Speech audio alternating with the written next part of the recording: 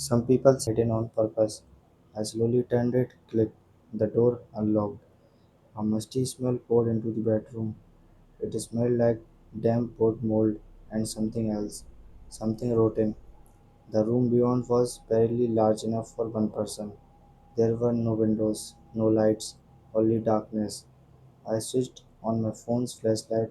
The beam revealed dust floating through the air. The walls were covered in old water stains. In one corner was a dirty mattress. Next to it sat several empty food cans covered in dust. A chill ran through my body. I whispered to myself, "No, that's impossible." Then my flashlight landed on the wall. Dozens of marks had been scratched into the wood. Someone had been counting days. There were hundreds of lines. Near the mattress was a small notebook. Its cover was torn and stained. I carefully picked it up. The first few pages were blank. Then I found handwriting, different handwritings, different names, different dates. One page read, "The owner says this room doesn't exist." Another said, "I hear footsteps outside every night." Another, "Don't tell him you found the door. He's watching through the vents." Then I reached the final page. The word was written in huge, shaky letters. "If you found this room, leave now. Don't wait until night." Suddenly, I heard a car engine outside. I froze. I walked quietly to the bedroom window. A pickup truck had pulled into the driveway. It was the host. I checked my phone. 2 p.m. He wasn't supposed to return until tomorrow. The truck engine stopped. The driver's door opened. I watched him step out carrying a grocery bag. He looked toward the cabin, then he smiled. Not the friendly smile from yesterday. This one felt different, like he knew something I didn't. I stepped away from the window. Maybe he had forgotten something. Maybe there was a reasonable explanation. Then I heard the front door unlock. My blood ran cold. I never gave him permission to enter. The cabin was silent for a moment. Then he was simply walking through the cabin, as if he already knew exactly where I was. I quietly backed into the hidden room. My breathing became shallow. With trembling hands, I pulled the wooden door closed. The room became almost completely dark. Outside, the footsteps stopped, right beside the bookshelf. Silence. 5 seconds, 10 seconds, then 20. A soft voice came from the bedroom. "So you found it?" I stopped breathing.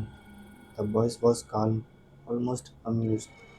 Then I heard the bookshelf slowly scraping across the floor.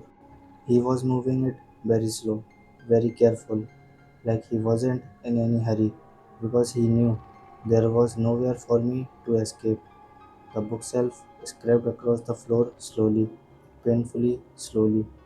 I covered my mouth with one hand to stop myself from breathing too loudly. The hidden room was so small that I couldn't even stand up straight. My heart was pounding so hard that I was sure he could hear it. The scraping stopped. Silence. Then I heard the host speak. His voice was calm, almost cheerful. I didn't answer. A few seconds later, he laughed quietly. "You know, most people never notice the bookshelf."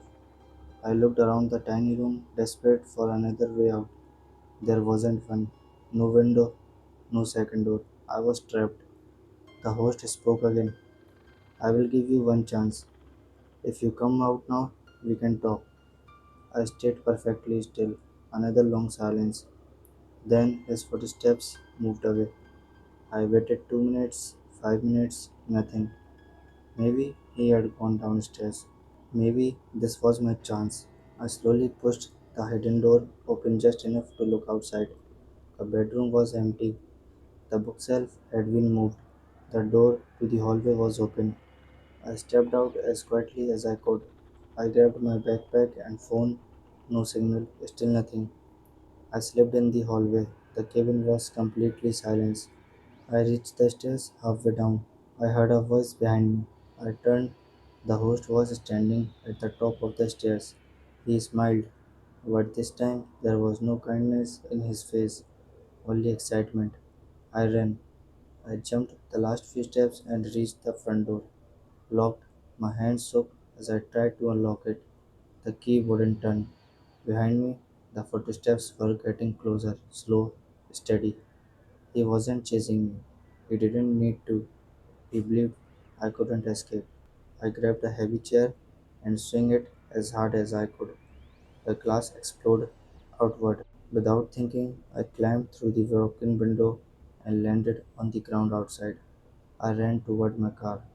The keys slipped from my hand. I picked them up, unlocked the door, and started the engine. The tires spun across the gravel road. I didn't look back. About 20 minutes later, my phone finally found a signal. I called the police. I told them everything.